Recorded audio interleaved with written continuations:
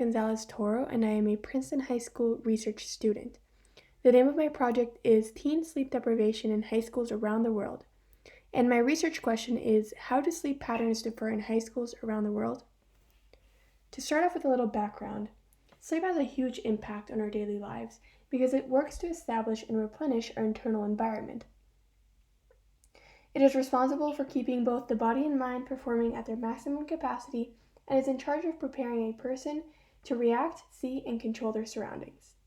My research studies the variability of sleep around the globe and how the perception of sleep quantity and quality varies in different high schools depending on the culture and overall perspective.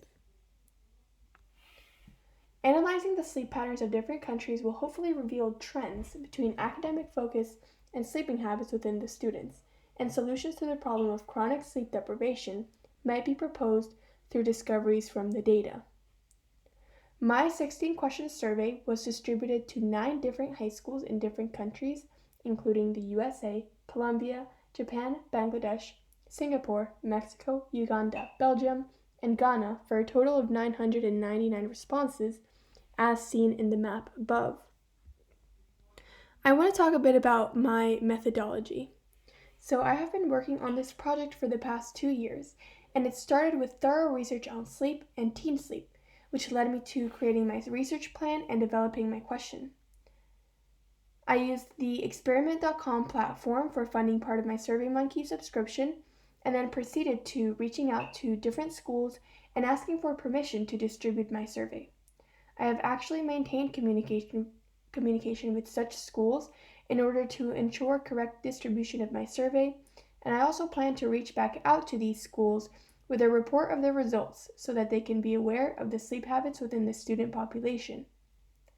Lastly, I have been working hard to analyze my data and making graphs as well as drawing many conclusions, which I would like to share now. So according to my survey, students are sleeping an average of 7.3 hours a night, which is less than the recommended 8 to 9 hours for teenagers. Only 11.6% of students said that they are not sleep deprived, while 44.7% of them said that their mental health is affected by a lack of sleep and deal with fatigue and emotional instability on a daily basis. Homework, procrastination, social media, and mental health were the main reasons behind sleep deprivation, but it varied in degree between countries. In the overall data of the countries, 83.3% of students said that homework was a main factor that affects their sleep schedule. In the graph to the top right, which is specific to the USA, there is a clear correlation between time to go to bed and the amount of time spent on homework. With an R-squared value of 0.88, it is clear that as the time to go to bed becomes later, the amount of time spent on homework increases, which could be a potential explanation as to why homework has a great effect on time slept and sleep schedules overall. I also want to talk about Ghana. It was a country that had the highest average time slept, with 7.96 hours a night versus the 6.7 hours in Japan. Although the error bars show that it is not statistically significant, this could amount to different factors, such as sample sizes of each school. However, Ghana also had only 26.1% of students say that they are sleep deprived, which is a way lower percentage compared to any other country. Ghana was also the country with the lowest average advanced classes taken and the lowest average amount of time spent on extracurriculars, with an average of 4.2 hours a week versus the 8.6 hours of Mexico.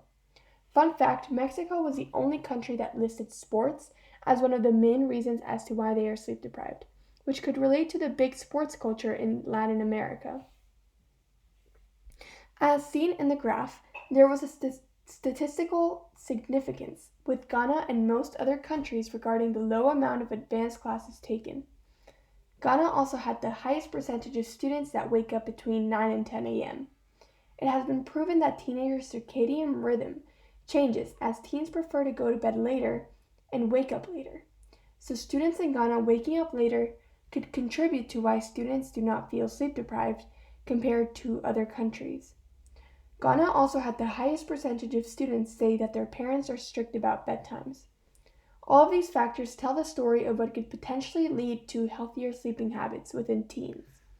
Unlike most of other countries, Ghana was the only country with the lowest amount of students feeling sleep deprived. It was a country with the lowest amount of time spent on extracurriculars and lowest number of advanced classes taken. When thinking of the importance of healthy sleeping habits, looking at the trends of different countries will hopefully reveal important points as to what could contribute to a less sleep deprived student population. Thank you for listening.